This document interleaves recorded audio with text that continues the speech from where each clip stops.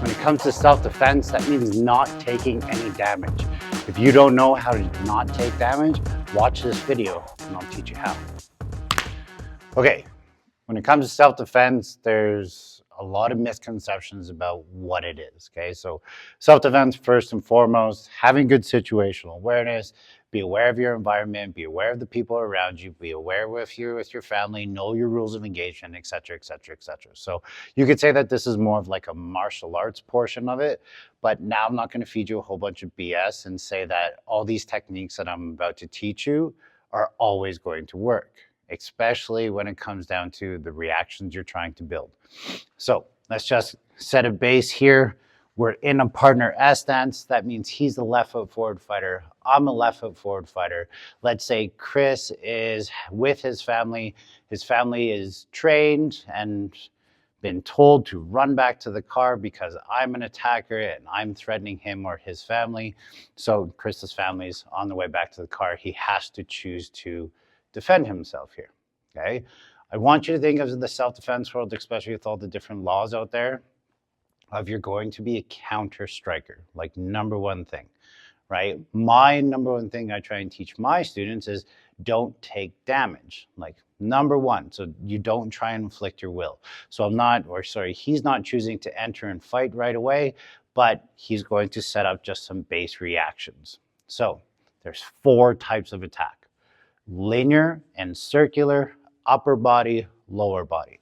So what Chris has been trained to do, if I fire a straight kick at him, we're just going to call that a front snap kick today, or front kick, he's going to move to the left.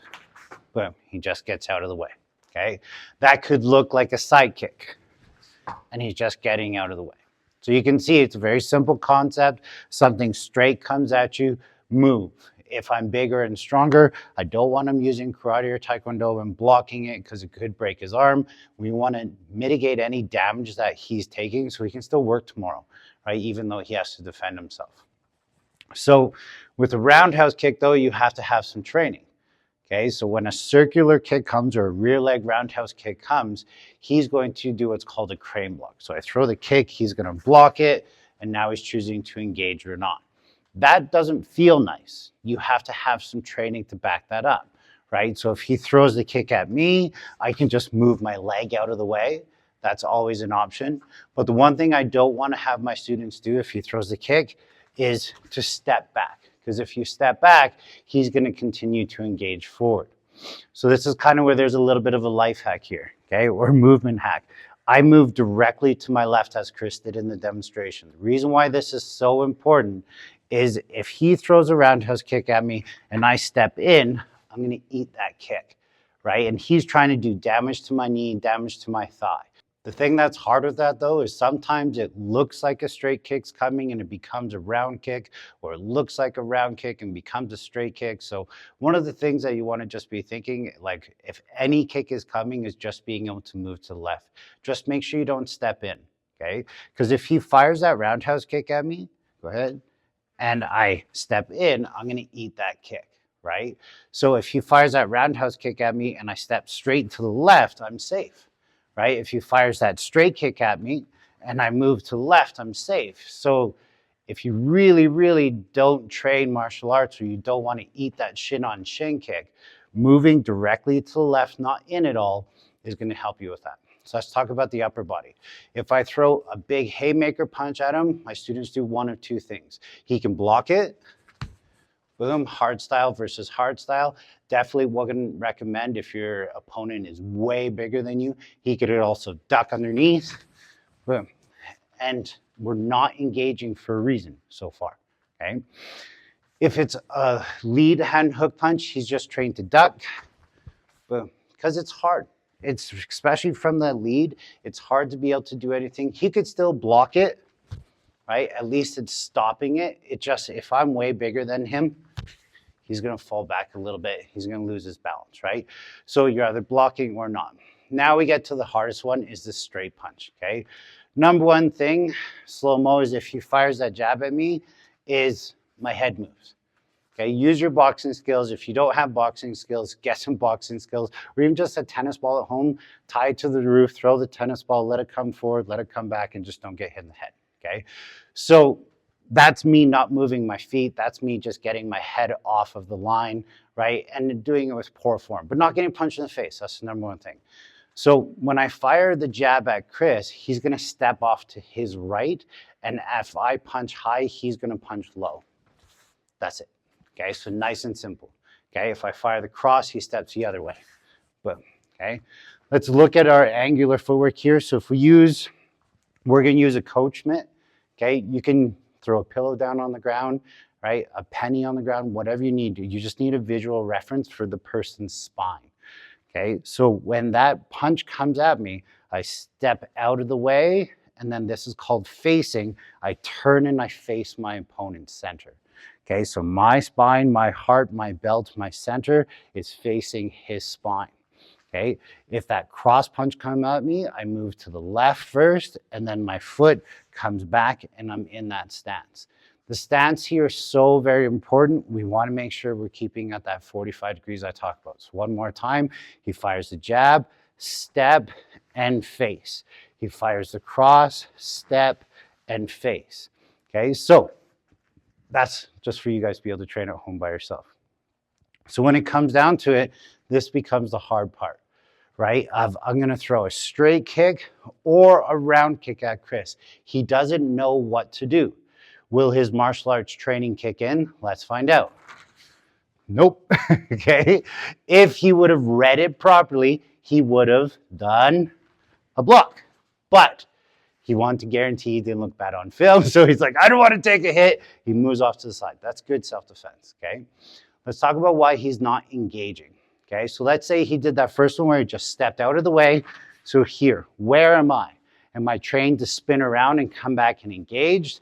Am I trained to stay here and maybe throw a side kick at him? Like there's a lot taking place here. That's my role.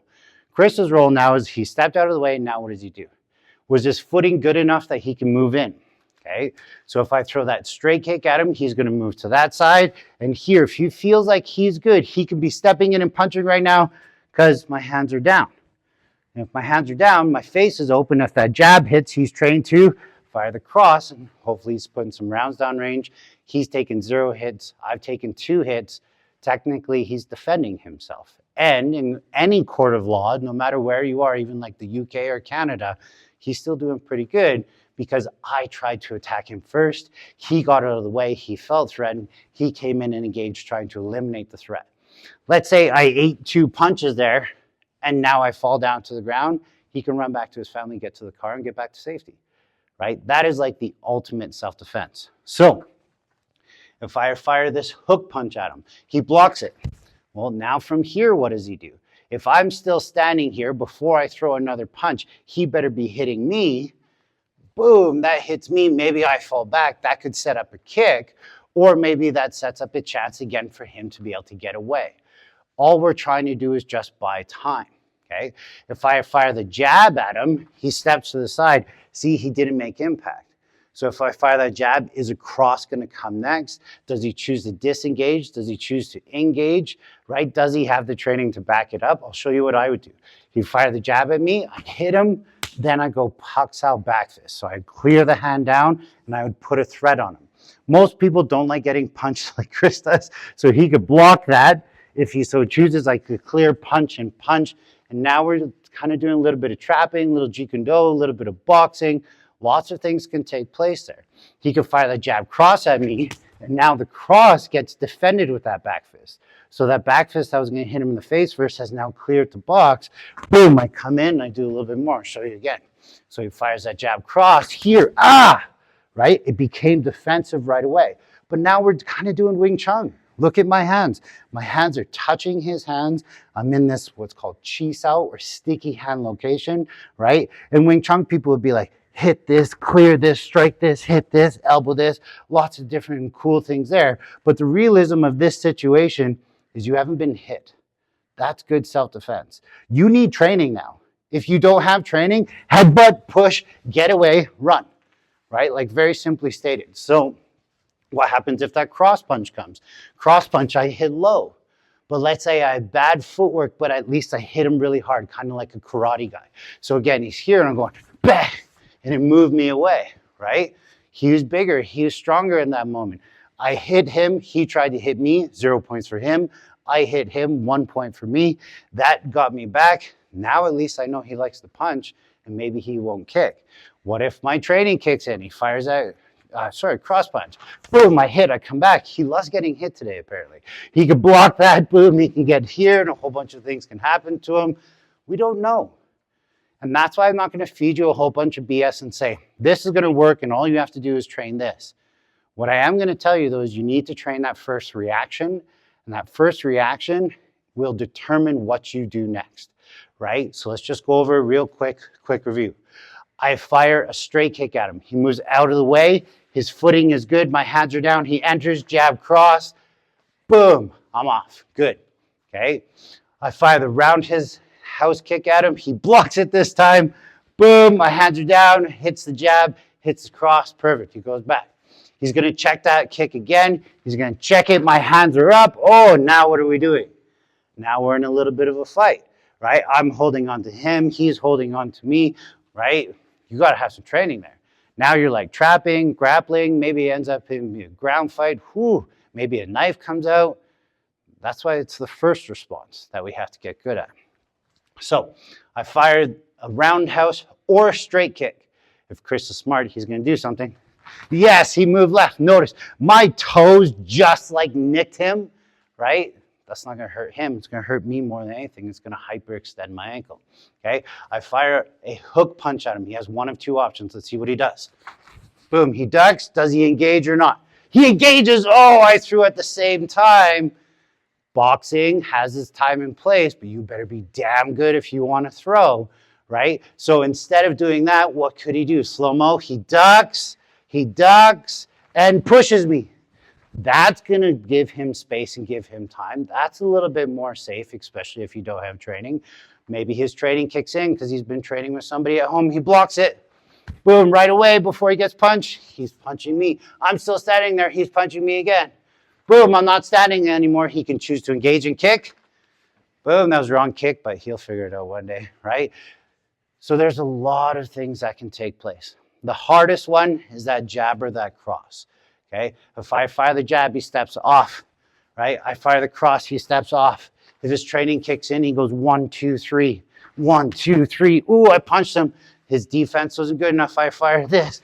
Boom. Hey, that was a little bit better that time, right? Now he doesn't know which one's coming. Jab or cross, jab or cross, jab or cross.